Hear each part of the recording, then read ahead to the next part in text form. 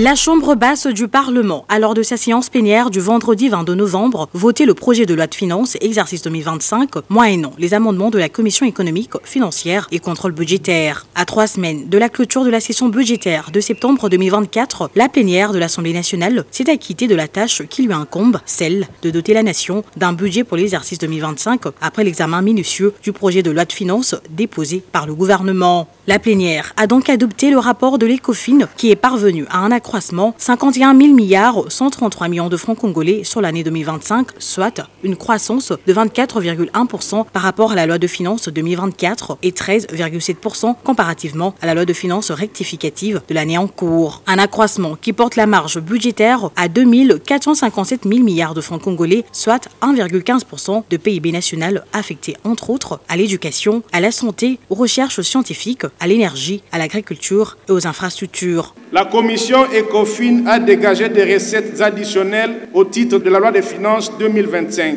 Ces recettes, qui confortent l'effort de mobilisation interne, sont évaluées à 2000 milliards de francs congolais, une croissance de 24,1% par rapport à la loi des finances de 2024 et 13,7% comparativement à la loi des finances rectificatives de l'année. Ceci en vue de permettre à chaque Congolais de l'arrière-pays de ressentir cette amélioration dans son quotidien. Une prouesse qui a ravi le speaker de la Chambre basse du Parlement qui estime qu'avec un tel accroissement, l'exécutif national a entre ses mains les moyens nécessaires pour rencontrer les attentes de la population congolaise.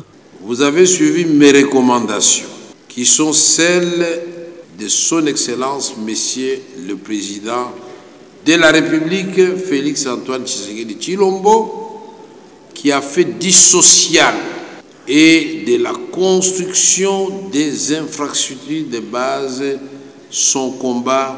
Et ainsi donc, dans la répartition de ces recettes additionnelles, je vous avais demandé de tenir compte de l'éducation, de la santé et de l'amélioration des conditions des fonctionnaires. Vous avez souligné quelque chose de très important, j'aimerais que tous les députés l'appuient. On a tué l'Office de route et l'OVD. Votre rôle ici, c'est de ressusciter ces deux entreprises de l'État. Il faut les ressusciter.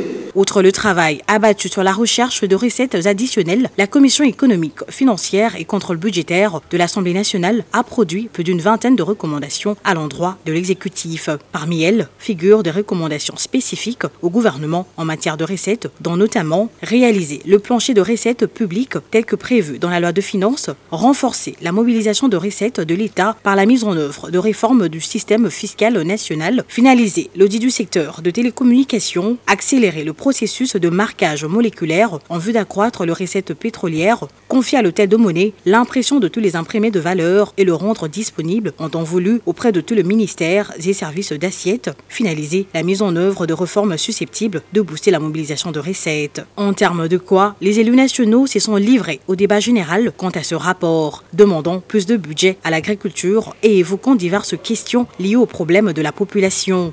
Dégager de ressources susceptible de permettre l'accroissement des secteurs producteurs de revenus, c'est une bonne chose, je salue et je loue également. Nous avons demandé à ce qu'on puisse faire intégrer ou faire bénéficier les communes rurales dans le programme de 145 territoires. Nous avons fait un certain distinguo entre l'importance qu'il fallait accorder au balisage et l'acquisition des bateaux-taxis afin de résoudre les problèmes de naufrage qui causent de nombreuses pertes en vies humaines. Mais à entendre la commission, on retient les balisages. C'est une bonne chose, mais on ne retient pas l'acquisition de bateaux qui devra permettre que ces balisages-là puissent, n'est-ce pas, avoir une certaine importance.